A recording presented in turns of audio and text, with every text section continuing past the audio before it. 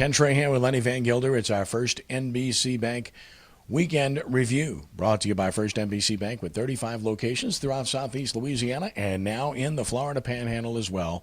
That's First NBC Bank, proud sponsor of SportsNola.com. The New Orleans Saints have a certifiable win streak. They've won 2 straight since the first time they've done so, actually, since, I'll get the since right, October of last year.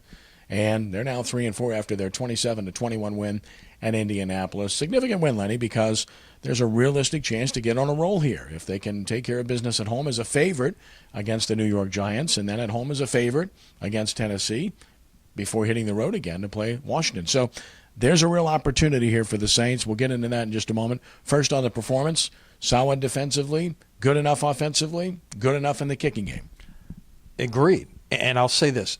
It was a very strange football game to watch from a lot of different aspects.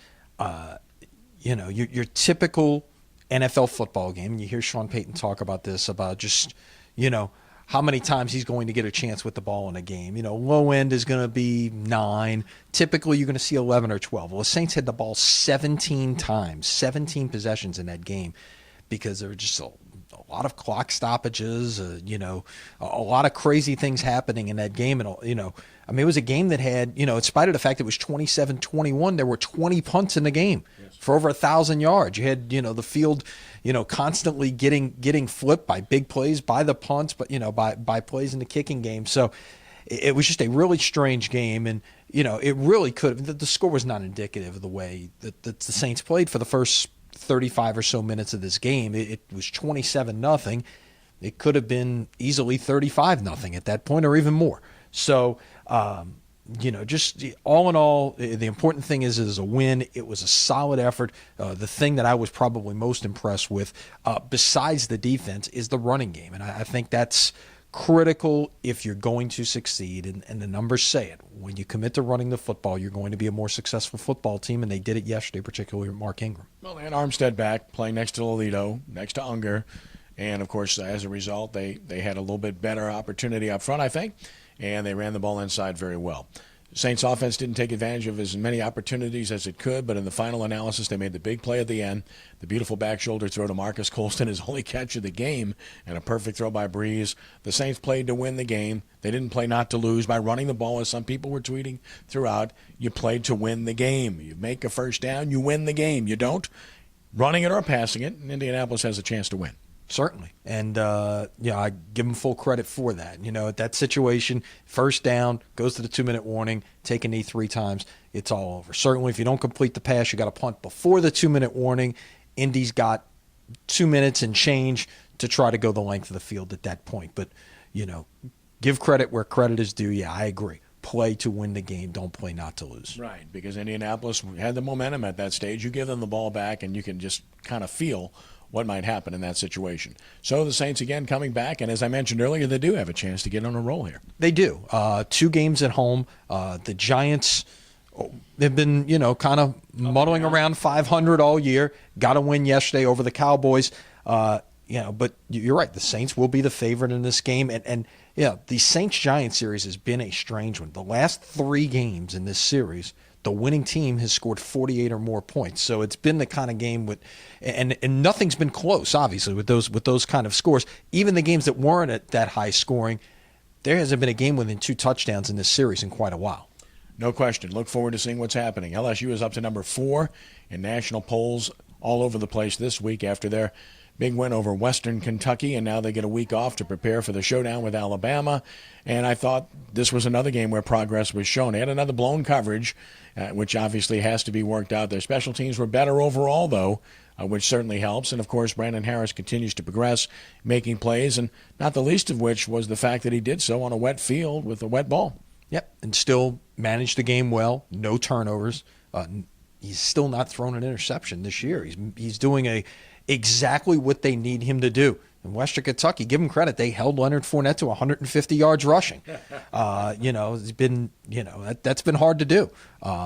But he just continues to be outstanding. And, now you've got 12 days of the build-up. LSU is off this week. Alabama is off this week. We could just start counting it down now to November the 7th in Tuscaloosa. LSU, Alabama.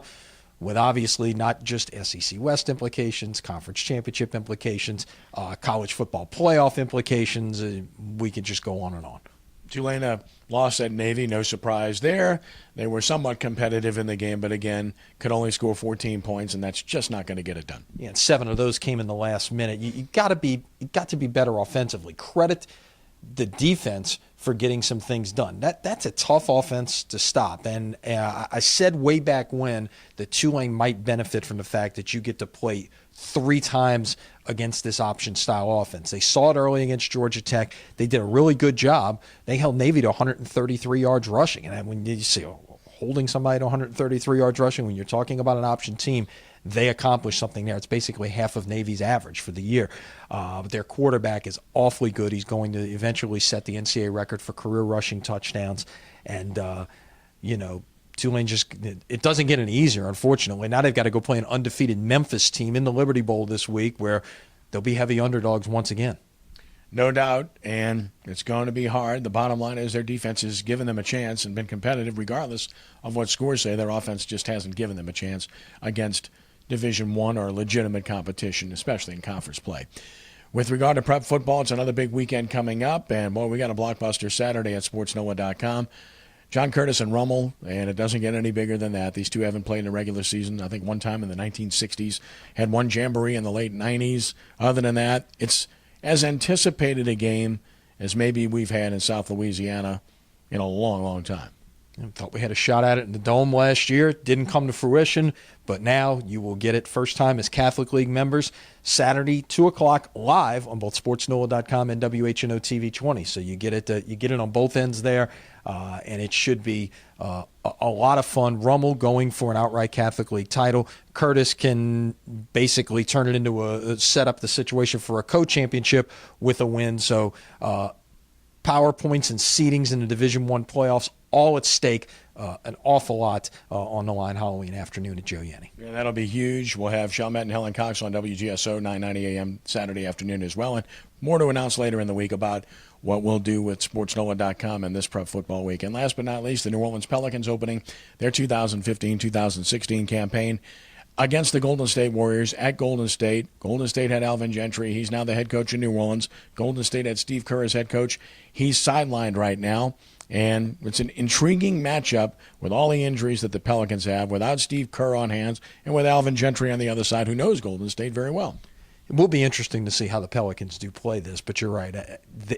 We don't know the total story of how healthy they're going to be going into this opening week of the season, and it's a tough one. You go to Golden State, you follow that up with a back-to-back playing at Portland, and then you come home and you got to play Golden State Saturday night. So it's a tough first week of the season, and obviously they're less than at 100%. The injury bug is bitten throughout training camp, and these 3 games won't define the whole 82-game campaign, but it would be nice to be able to get off to some semblance of a good start. Looking forward to it. Of course, you can follow all of it at sportsnola.com. Lenny, it's always a pleasure. Have a great week. See you later this week. Don't miss Sports Nola TV, Monday night, 6 p.m., WHNO, TV 20, Ricky Jackson, Brian Ellie Walsh, and I. That's Lenny. I'm Kenny. That's our First NBC Bank Weekend Review, brought to you by First NBC Bank with 35 locations throughout the greater New Orleans area and beyond. That's First NBC Bank, proud sponsor of sportsnola.com. We'll see you later in the week. Until then, God bless.